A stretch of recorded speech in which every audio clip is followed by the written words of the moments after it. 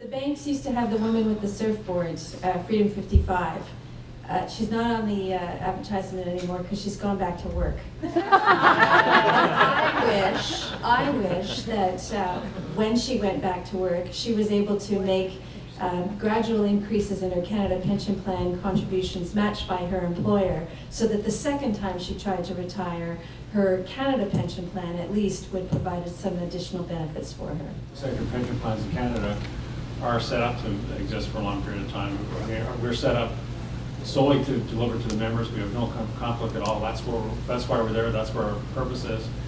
And if you look at the way our plan's been run, we are fully funded today, and it's been run based on meeting the members' objectives. And we do what we call liability-driven investing, which is looking at what we promised you and make sure we can deliver it. And if all pension funds are run that way, you wouldn't have a problem.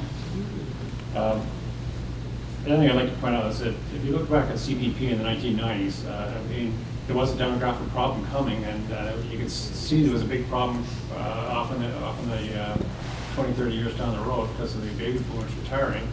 And politicians actually did get together at that time and did something about it. So we put enough pressure on those politicians, and they all know there's a problem coming.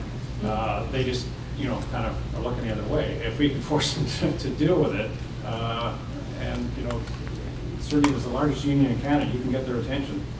Perhaps we can solve the problem, and it's a great benefit to our society overall.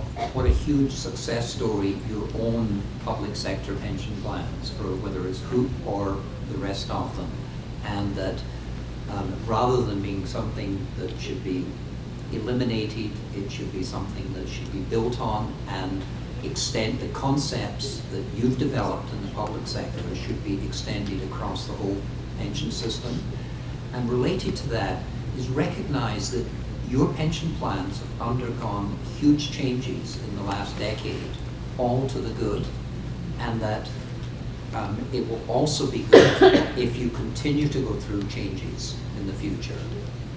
And these changes will be a reality. So recognize that the times are changing and keep the best of what you've got, which is great. And not only would I suggest that there are huge success stories in Canada, but to I think the point Jim was making, they're a model relative to the rest of the world. We have the best public sector pension plans in North America. They're light years beyond the US, and they're also light years beyond your counterparts in Europe. So build on it. I think the most important idea about pension reform at this time is to think about pensions as a social system, as being just like Medicare, and to then realize how ridiculous it is that we don't make workplace pensions or the equivalent or expanded CPP mandatory. That has to be the framework through which, the lens through which we look at pension reform. Pensions matter because we all put in our 8 hours a day for 30, 40 years, and we all deserve to live with dignity and comfort when we're not at work anymore.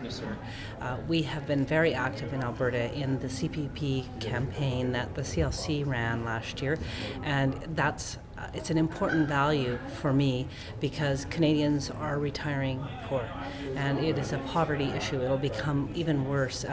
As we heard tonight, there's an increase in poverty of seniors, and that's why it's such an important issue right now, right here in Canada. As a young worker in the system, you don't realize what a pension is until it's too late. And when we're all faced with struggles of greed, and pensions can sometimes reflect what greed is. And defined contributions allow you to believe that you can make more by investing in yourself. Mm-hmm. And they don't take into account that you're not gifted with investment strategies or figuring out how the system works. You're just kind of thrown into a mix and said, here's your risk, here's your possible reward, and then good luck. Most important thing I heard and the most interesting was to look at pension reform as a social system. It's no different than Social Security, it's no different than social services, it's no different than healthcare. Every working person is entitled to live with dignity in their retirement. What I'll take away from tonight is the idea that pensions need to be made part of our social fabric. They need to be like healthcare, how we define ourselves. Canadians take care of ourselves in terms of healthcare, and we take care of each other in terms of being able to retire above the poverty line. If we can do that, and it will mean changing CPP and revising the levels, but if we can do that, then that will make this a better society, and that's really important. If defined benefit plans are safe, they're absolutely the best option for an employee because one, the risk is in the employer's hands.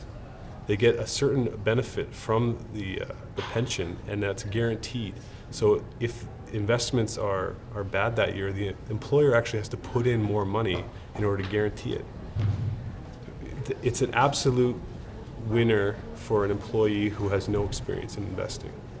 Most people don't know the difference between defined contribution and defined benefit plans, and if you're not in the financial industry, there's no reason why you should. But what you should know is that if somebody tries to convert your defined benefit plan to a defined contribution plan, it's a huge takeaway. And you're going to end up with a pension that's about half of what you would have otherwise gotten. So if I deliver no other message than that today, it's understand that what you got is very valuable and don't let anybody take it away from you.